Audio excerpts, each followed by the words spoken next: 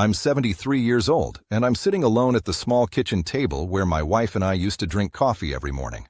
She's been gone for 6 years now. The quiet in this house isn't peaceful, it's heavy, and only recently have I understood why that quiet started long before she ever left. I'm not telling this because I want sympathy. I'm telling it because time has narrowed for me, and when that happens, certain truths stop being optional. You either face them, or you carry them to the end without ever naming them. I don't want to do that. Most days now are slow. I wake up early, even when there's nowhere to be. I read the paper. I water the same plants she used to complain I overwatered. I think more than I used to, which might be the problem. When you're young, there's always noise.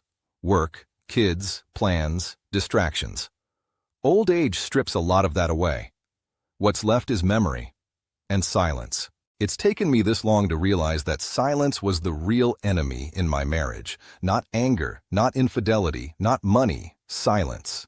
When I was younger, I would have told you we had a good marriage, and in many ways, we did. We met in our mid-20s. She worked at a small bookstore. I had just started my first steady job.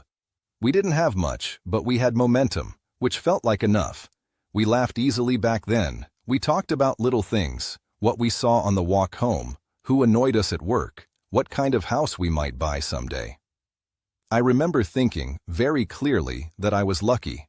I don't think I ever said it out loud. As the years went on, life filled in the gaps. Jobs became more demanding. Children arrived, responsibilities stacked up. None of that felt wrong at the time. It felt like progress. I was doing what I thought a good husband did. I showed up, I paid the bills. I stayed faithful, I kept things steady. What I didn't do was talk much about what was happening inside me. Not because I was hiding something terrible, I just didn't see the point. I grew up in a house where feelings were private things.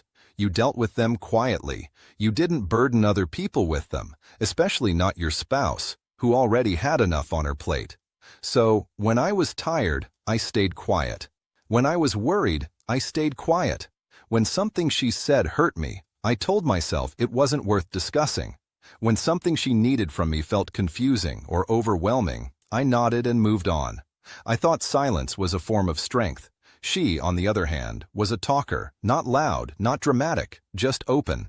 She would try to tell me when she felt lonely, even sitting right next to me. She'd say things like, "I feel like you're not really here," or "I miss talking to you." I would listen. I would nod. Sometimes I'd say, "I'm just tired," or "Things will slow down soon." I believed that. I truly did. I thought there would be a season later where we'd reconnect, when the kids were older, when work eased up, when life wasn't so busy. There was always a later. The damage didn't come all at once. It came quietly, in small, almost invisible ways. Missed dinners where I stayed late at the office, conversations that ended early because I turned on the television, walks we used to take that slowly stopped happening. I noticed she sighed more. I noticed she stopped asking certain questions. I noticed, but I didn't follow those thoughts to their conclusion. There were moments when she tried harder. She'd suggest counseling. I brushed it off, not angrily, just casually. "We're fine," I said. And compared to what you hear about other marriages, we were. No screaming, no broken trust, just distance. Distance doesn't announce itself, it just grows. I remember one evening clearly. We were washing dishes together. She was quiet. I asked if something was wrong. She hesitated, then said, "I don't know how to reach you anymore." I laughed a little, not because it was funny, but because I didn't know what to say. I told her she was overthinking it. She turned back to the sink. We didn't talk about it again. Looking back now, that might have been the moment everything was decided. Not because it was dramatic, but because it wasn't. It passed like so many other moments I assumed would come back around. They didn't. By our 50s, we were functioning well on the surface. Kids grown, routines established. We knew how to navigate a room together without bumping into each other. But we didn't share much anymore. I told myself this was normal. Long marriages settle. They quiet down. Passion fades. That's just how it goes. What I didn't understand was that quiet doesn't have to mean empty. She stopped trying after a while. I noticed that too.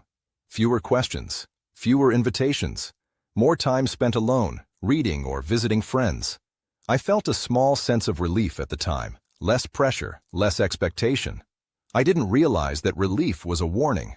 The turning point didn't come as a big argument or a confession. It came as a diagnosis. Cancer, late stage, fast-moving, the kind of word that rearranges a room when it's spoken. Suddenly, everything was urgent. Appointments, treatments, decisions. I was there for all of it. I drove her. I held her hand. I slept in the hospital chair. I told myself this was proof of my love. And it was, in its way. But there were moments in those months when she looked at me with something I hadn't seen before. Not anger, not blame. Something like sadness mixed with acceptance. Once, very quietly, she said, "I wish we'd talked more when we had time." I told her we could talk now. She smiled, but she didn't answer. She died less than a year later, just like that. The house emptied out quickly after the funeral. People returned to their lives. I returned to this quiet kitchen. Grief does strange things to memory. At first, everything hurt. Then slowly, the pain shifted. It became more specific, more pointed. I started replaying moments, not to torture myself, but because they kept surfacing on their own. Conversations I avoided, feelings I swallowed, chances I assumed I'd get again. What can't be fixed is the hardest part. I can't go back and ask the questions I didn't ask. I can't tell her the things I finally understand. I can't sit across from her and say, "I was afraid of saying the wrong thing, so I said nothing." She's not here to hear it. People talk about closure. I don't believe in it the way it's usually described. Some things remain open forever. You just learn to carry them differently. I'm not crushed every day anymore. Life continues even when it feels incomplete. I have moments of peace. I have gratitude for what we did share.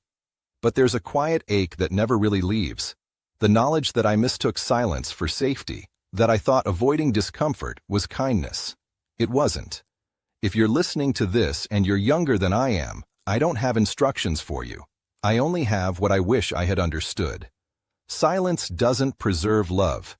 It erodes it, slowly, politely, without drama.